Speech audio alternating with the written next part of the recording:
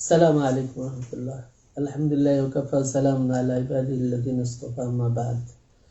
আলহামদুলিল্লাহ, আল্লাহ পাকে শুকরিয়া যে আমরা দ্বীনে আলোচনা করার তৌফিক আমাদেরকে আল্লাহ তাআলা দান করেছেন।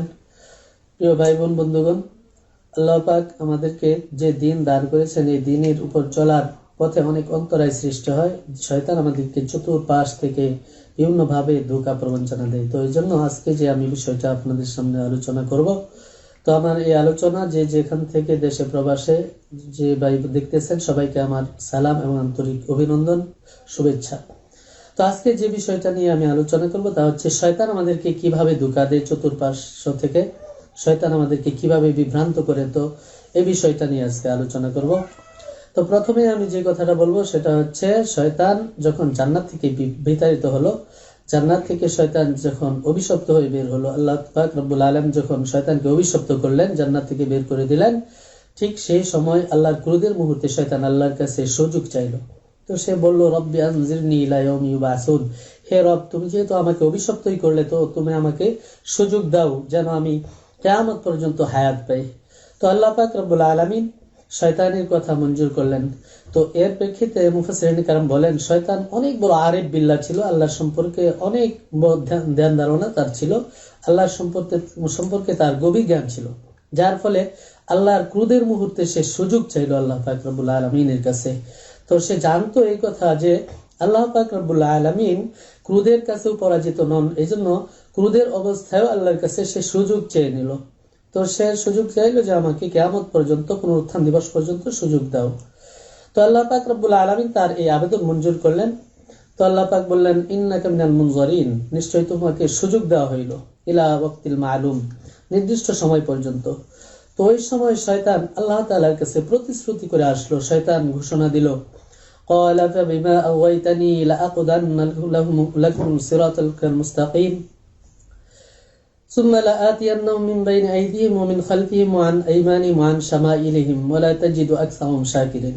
তো শয়তান কোরআনে কারীমের এই আয়াতে শয়তান পরিষ্কার ঘোষণা করছে, আল্লাহর সামনে সে এরকম ভাবে প্রকাশ্য ঘোষণা দিল যে আমি যার কারণে আমাকে অভিশপ্ত করলে, তাহলে তাকে অবশ্যই আমি বিভ্রান্ত করব।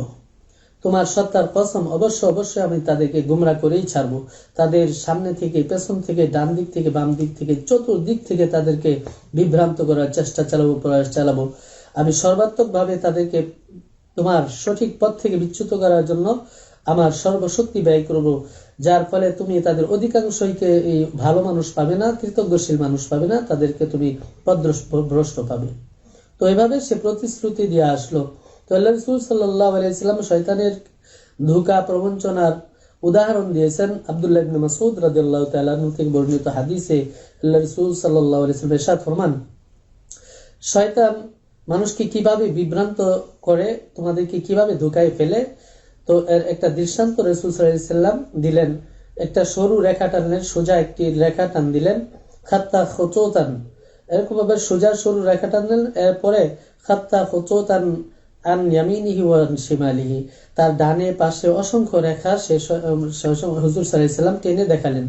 এরপরে আল্লাহ রাসূল সাল্লাল্লাহু আলাইহি ওয়াসাল্লাম ইরশাদ ফরমান, হাযা সিরাতুল মুস্তাকিম, এটা সরল সঠিক পথ। অর্থাৎ সোজা সরু রেখাটাই হলো সরল সঠিক পথ, আর আঁকা বাঁকা পাশে যত পথ আছে, যত রাস্তা আছে, সব হইল শয়তানের পথ। প্রত্যেকটি পথের মুড়ে মুড়ে শয়তান বসা। সে বনি আদমকে বিভিন্ন ভাবে ধোঁকা দেয়, প্রবঞ্চনা দেয়, পথভ্রষ্ট করে। সে অনেক সময় মানুষের খারাপ মন্দ কাজকে, পথভ্রষ্টতাকে সুসজ্জিত করে দেখায়, ভালো করে দেখায়।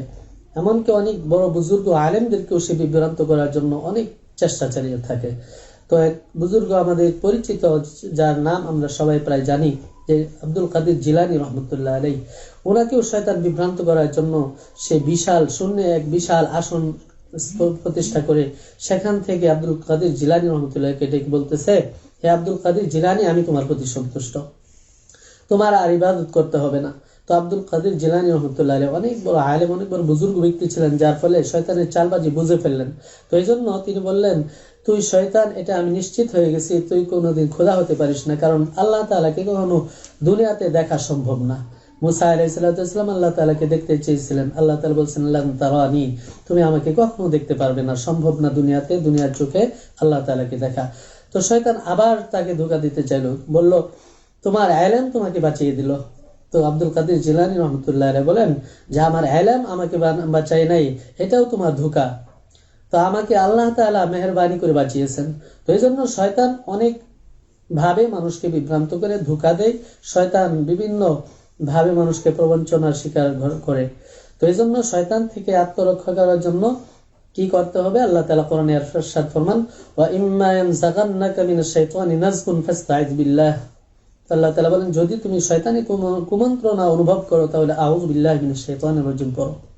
তো এই জন্য শয়তান যখন আমাদেরকে বিভ্রান্ত করছে বলে আমরা অনুমান করব, উপলব্ধি করতে পারবো, আমরা আউযু বিল্লাহি মিনাশ শাইতানির রাজিম লা হাওলা ওয়ালা কুওয়াতা ইল্লা বিল্লাহ পড়বো, তাহলে শয়তানের কুমন্ত্রণা থেকে আল্লাহ তাআলা আমাদেরকে হেফাজত করবেন। তো শয়তান চতুর্দিক থেকে আমাদেরকে বিভ্রান্ত করে, যার প্রমাণ কোরআনে কারীম আল্লাহ তাআলা ইরশাদ ফরমায়েছেন।